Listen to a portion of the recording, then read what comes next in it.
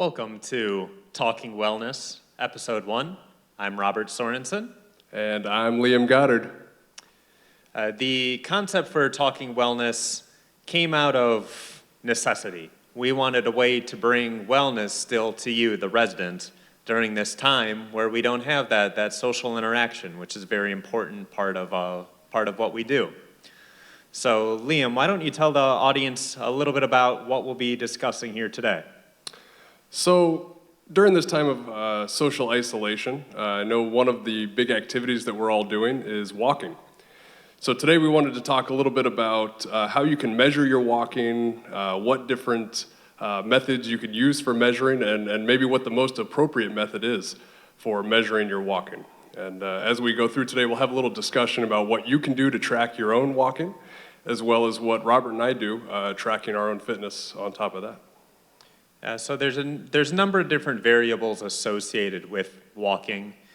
We can meander, we can wander, we can walk with a purpose, and we can walk for the purpose of exercising, in addition to just getting around, commuting through campus. So let's start it off easy. Let's talk about time and duration of walking. Well, when I think about measuring walking, you can measure the distance that you walk, or you could measure your walking in the amount of time that you want to walk for. So we can start off with those two, like you said. So out of those two, Robert, what do you think is the most important? Should you measure how long you walk for, or the distance that you're walking? Depending on individual goals, it will really matter if you're trying to walk a certain distance in a set period of time. But I think if we're going based on recommendations by something like the American College of Sports Medicine or the National Strength and Conditioning Association, we want to try to hit that 30-minute mark, a minimum of 5 days per week. So time is probably the most important thing first and foremost. And then once you start achieving that time duration, we can pull in how far you're making it in that set window of time. I think it's also important to note that while the recommendation is 5 days a week of 30 minutes, you don't have to necessarily do the 30 minutes at one time. So you could break up each day into two 15-minute walks rather than one 30-minute walk. But the idea is to get a full 30 minutes of exercise in at least 5 days a week of moderately strenuous activity. Yeah, and one great way to pull that in is to go for a short walk after your meals. Especially right now, it's a little bit difficult. We don't have people who are commuting to and from the dining room. So if you begin to build a habit of after lunch or after dinner going on just a 10 to 15-minute walk, you're going to not only aid digestion, aid blood flow following eating a meal, but you're also going to knock off your exercise as well. That's an interesting question you bring up. So what is the best time of day to walk? Is it better to walk first thing in the morning? Is it better to walk after you eat, before you eat? What are your thoughts on that? I think there are benefits to every time of the day. Morning, when the sun is down, it's going to be a little bit cooler, and we'll talk a little bit more about temperature here in a bit.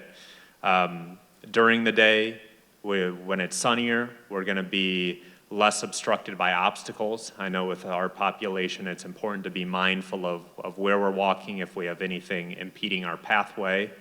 But as far as the body, I think that's going to be individually based. Some people have a very hard time waking up in the morning and doing their exercise. Some people swear by that's their afternoon. They look forward to the afternoon for getting their exercise in. So I don't think there's any best time, but there is a time that's best suited per person. I would agree with that. I think the best philosophy is the best time to exercise is the time that's best for you. So it's better to exercise at any time during the day than to not exercise at all. Yep. So let's move a little bit from that.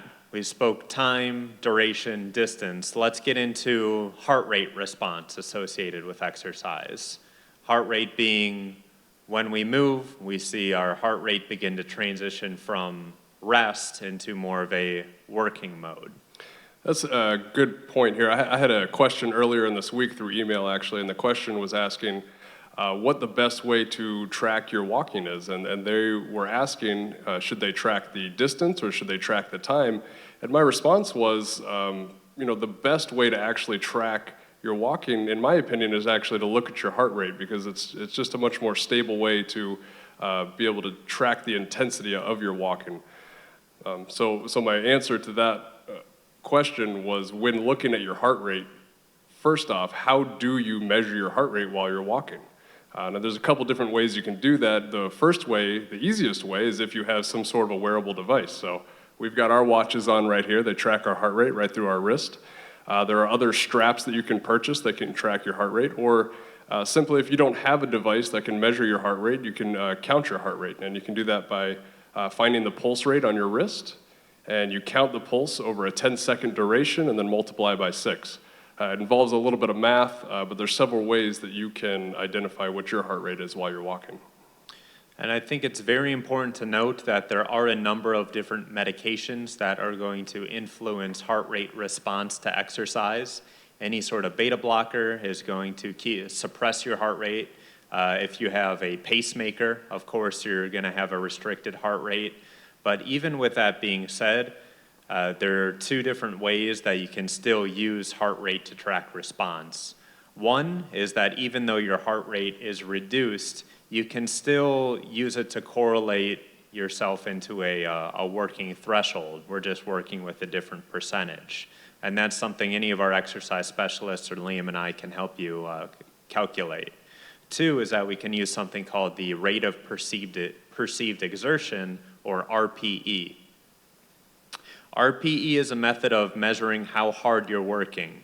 Traditionally, it's going to be a scale from 6 to 20, but to simplify things, we often just dumb it down to how hard are you working on a scale from 1 to 10. When you're exercising or doing purposeful movements for the sake of benefiting cardiovascularly, in this case, we would want you working hard enough so that your response would be anywhere between a high 6 to a low 9. Yeah, I think you can also put that in terms of the talking test, and I've heard this mentioned several times. The talking test, when you're exercising, you want to be in a state where you cannot tell your entire life story while you're walking. You should be breathing a little heavier, but at the same token, you shouldn't be gasping for air. So you want to be somewhere in between being able to tell your whole life story and not gasping for air as you're walking. So you want to be breathing a little bit heavier, and that also relates pretty accurately to that RPE scale that Robert was just talking about. Good point. You shouldn't be able to have a conversation as we are right now. If this is your level of effort or the level of ability to hold a conversation while exercising, you're not working hard enough. You need to move a little bit quicker. Well, moving back to the heart rate a little bit, one final thought from my end on the heart rate is, I'm sure many of you are thinking, well, what should my heart rate be while I'm walking, if you are able to track it? And there's a simple equation we can use, so you might want to get a pen and a paper ready for this one. But the equation is 220 minus your age. And 220 minus your age is going to give you a rough estimate of what your maximum heart rate should be. Now, if, let's say you're 80 years old, 220 minus your age, that puts you at about 140 as your maximum heart rate in beats per minute. But once you get your maximum heart rate, the ideal zone that you want to be in while you're walking is 60 to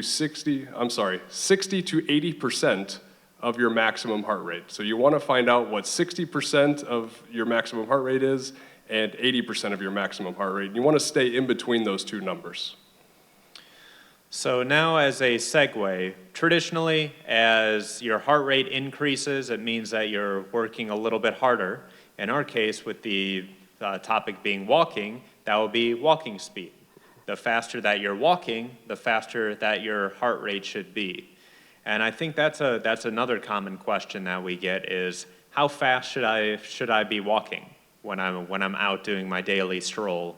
Or when the treadmills are operational, what should I be setting my treadmill at to get that exercise stimulus? Go ahead. Well, I know that using a treadmill is something, unfortunately, we really can't do right now. The good thing is about when you are able to use a treadmill, you are able to track your heart rate, and that would give you a little indication of where you should be for walking speed. Correct me if I'm wrong, but I think the average walking speed is 2.8? Does that sound about right? I think it's about 2.8 is the average walking speed. So that gives you a little bit of an idea of where you might want to try to get to or start. But again, I think being able to track your heart rate would give you a good indication of how fast you should be walking. Or if not doing the heart rate, then something like an RPE scale or that talking test we talked about. Yeah, so the everyday person who's in general shape should be able to walk about 3 miles per hour, or maybe a little bit shy of that. Mm-hmm. And of course, that's going to play into conditioning. The more conditioned you are, the lower that you'll be able to keep your heart rate and be able to then actually be able to walk a little bit faster than that. I know we have a number of couples here around campus that I see actually more and more frequently now doing their speed walk around campus, and they're probably hitting anywhere between that 3.6 and 3.8 range. When you see individuals walking higher than that, higher than a 3.6 to a 3.8 miles per hour, that's when you're going to start to see them transition into more of a run. Exactly. So how about your thoughts on the benefits of walking versus moving into a jog? So I think this all ends up circling back to our original discussion of time and heart rate. I remember when we were going through school, we had a comparison study that was shared between an individual who ran a 3-hour marathon and another individual who walked a 6-hour marathon. Same distance, equal individual, same individual, but what were the differences between the two? Well, they burned the exact same amount of calories. The big difference is where those calories were being pulled from. The more conditioned individual who was able to run the marathon, that's going to begin to pull more from the glycogen or the sugar stores, a very replenishable resource in the body. The individual who did the walk, the 6-hour marathon, they pulled from a less soluble substance, fat. So they burned more from their fat stores. Granted, they didn't get to that finish line quite as quickly, but I think they pulled from more of the fuel source that a lot of us want to burn off while we're exercising. So I think for our population, longer walks that are a little bit slower are probably better than those faster, more truncated ones, unless you're doing those multiple bouts of exercise at a higher intensity. That was the answer I was pretty sure you were going to give me. I agree. I think for this population, the walking in general is going to be much more beneficial than trying to transition into a jog or something of that nature. I think another part to add to that is the difference in impact on the joints when you go from walking into a jog. It's exponential. The amount of force and pressure placed on the joints when you start to transition into a jog is not worth the risk. There's not enough reward to warrant that kind of a risk moving into a jog. So overall, staying in that walking zone is going to be the most beneficial. And I think those of us who have been out walking over the last week or two, one of the things that we've noticed is it feels like summer. Absolutely, it's hot. That ambient temperature is up, the humidity, the dew point is up, and the more intense your exercise is, the more heat that your body has generated, and very quickly the sweat is going to start to break. So this is something that we also need to be mindful of as we encourage individuals to get out, to move more, and to walk around campus. Absolutely. So hydration is key. We know when we start to experience heat like this, we start to sweat more, the sweat evaporates quicker, we don't realize that we're becoming quite as dehydrated as we are. And again, with this population, as we age, the sensation of thirst is decreased. We don't quite realize we're getting dehydrated as much as we are. So let's talk a little bit then about, how much water should we be drinking? Well, should we be drinking water? That's a great question. I think water, at the very least, is a good option, but I know that we're also losing things like electrolytes and some other things that we might want to replace. What about milk? I'm not sure I drink milk on a hot day, although chocolate milk might be a good substitute. So when we are talking hydration, we are recommending more of a fluid substance like water, something that is going to have the electrolytes, maybe a little bit of additional sodium to help the body recover and maintain its sodium balance. Milk does not cover that. Coffee does not cover that. Absolutely. Alcoholic beverages do not cover that. Please don't drink a beer while you're out walking. As much as I would love to see people doing that, it's not recommended. So water, first and foremost. Let's talk fluid ounces. What do you usually recommend? Well, for men and women, it is a little bit different, just because there's typically a size difference. Men are usually a little bit bigger. But as far as how much water we should drink a day, I think everyone has heard the 8 cups of water a day. And while that is a good recommendation, and most of us don't even get to that point, I would argue that that is not even enough. There are a lot of different research studies out there that have a bit of variance in how much water you should consume. But the one that I kind of stick with is that men should be drinking upwards of about 12 cups of water a day, and then women about 10 cups of water a day to get the full ounces that you need. Now, I know that that sounds like a lot, but I would also like to point out that we are all quarantined at the moment, which means you are all in your homes for an extended period of time, which means there is a bathroom very close to you at all times at the moment. So if there's any time to try to get yourself into a good hydration routine, I think right now might be the ideal time to do that. The one and only time I left my water bottle at home just won't work. Exactly. Yeah, you have no excuses right now not to stay hydrated. So I think each and every one of you should try to put that into practice right now. And I think it's okay to do a taper down style of hydration as well. We often get the comment of, oh, it wakes me up, my diuretic in the middle of the night, I don't want to get up to use the restroom.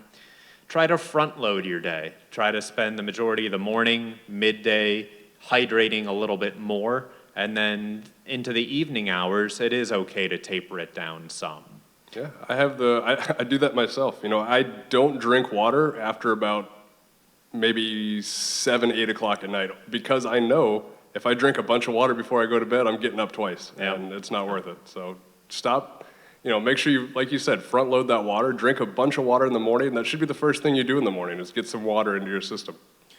And I know some people might be questioning cramps in the evening and through the night, and one of the recommendations we usually make is have a cup of water next to your bed, some sort of an electrolyte beverage, put a bar of soap under the sheets. We've heard it all. Oh, yeah. So those are going to be more special cases if that's you. Again, we can work with you one-on-one. Send us your questions, morningsparkwellness@gmail.com. We'll be happy to answer anything related to walking, exercise in general. But now we're going to move on to something a little bit more fun. Liam, have you heard of the desert island question? I have, yes, Robert. Okay. So the desert island question, we're much in a state of isolation right now. It feels a little bit like a desert island. So the desert island game is a what would you do or what would you bring, what would you have if you were stuck on a deserted island? And I'm going to throw one at Liam today and we're going to see how he responds. Liam, what one food would you bring with you, an unlimited quantity, if you were stuck on an island? This island, we don't know what's out there, but we do know that you have fresh water. Okay, so water is already accounted for. Plenty of water. So Wow. if you want to bring salt and just have salt water, you're covered. Oh, okay. One food, endless supply. This might not be the only food you ever get to eat, because there could be, I don't know, there could be an orange tree out there somewhere, but you're guaranteed to have this for the rest of your life.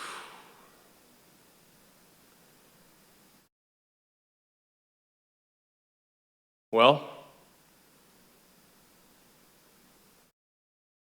I'd like to say tacos, but I'm not sure that's just one food. I would say that breaks the rule of Desert Island, but I didn't quite specify that it had to be a one-ingredient food. One so, ingredient So I'll food. go with you on that. You'll go with tacos? I'll go with tacos. I think I could live off tacos for the rest of my life, as All long right. as there was water. All right, well, there's no salsa with those tacos. Robert, what one food would you bring with you?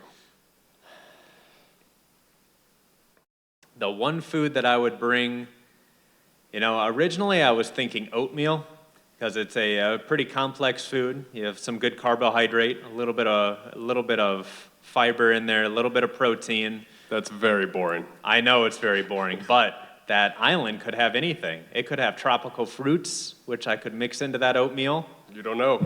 It could have, I could find a cinnamon tree. I can make cinnamon oatmeal. I'm sticking with oatmeal. Oatmeal. And let's just hope I can build a fire. I would imagine most of you would like to be on my island with the tacos. If you're with Liam, email us, mooringsparkwellness@gmail.com, vote taco, or if you're with me, mooringsparkwellness@gmail.com, vote oatmeal. All right, so we do have one question that was emailed in to us that we'll tackle before we begin to wind down. And that was asked of Liam and myself. It's, what are you two doing to stay fit during closure? Not only the Moorings Park gym being closed, all recreational gyms in the area, all beaches are closed. We're beginning to see social isolation. All parks are closed. It's beginning to be pretty difficult to stay in shape if you're an active person. Well, I'll go ahead and start. Luckily, over the last 2 years, I have built a gym in my garage. I've slowly pushed my car out of the garage. My wife can no longer park her car in the garage. It's become a bit of a family issue, but I do have my own gym in my garage, and that has been a haven for me for being able to continue exercise. There's most of the gyms in the community, the gym right here on our own campus, they're all closed down, but luckily I have my own space where I can exercise. I have a stationary bike, I have free weights, I have a rowing machine, and all of that has become very useful during this time. So I try to stick with that just about every day. The other big thing that I do is I go out and run, and just like walking, I try to keep my cardiorespiratory fitness up, going on at least 3 or 4 runs a week. And for me, not a morning person, I find it very hard to get up and do that when I get to work as early as I do. So usually it's get home, get the kids to bed, go for a run, and that's the end of my night. How about you, Robert?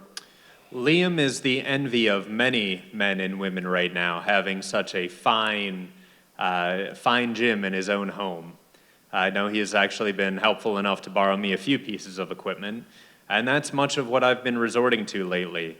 Those of you who know me know that I am a morning person. The gym is my church at 5 a.m. every day. It has not been for the last several weeks. Instead, it's been a hobbling together of various fitness equipment, backpacks filled with weights, whatever I can find around the house that can be moved decently without risk.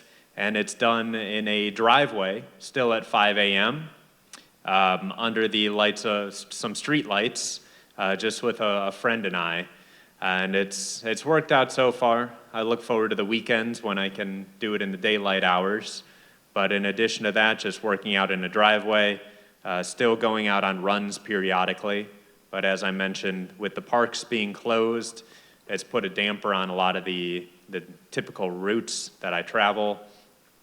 And even just running around town here on the sidewalks, that's one thing that I've noticed is that if you're heading towards somebody and they're coming at you, they're isolating, they're separating themselves that recommended 6 feet. So even though I love to run outside and be in the environment, I have some apprehensions with it just because of the distancing that's recommended right now. Looking forward to May 8th, hoping that's when the gym doors will be back open and I'll get back into a more typical routine. Very good. Well, there you have it, folks. That is the wrap-up of episode 1 of Talking Wellness. Our topic of the week was walking, how to do it, where to do it, why to do it, when to do it. Very good. Well, thank you all for joining us, and please send in your questions, moringsparkwellness@gmail.com. Any questions you have, we'd be happy to address on the show, and we look forward to talking to you in our next episode. Yep. And keep your eye out for the Live Well newsletter. We'll be highlighting some upcoming topics and additional events focused on the two-man wellness department. Be well.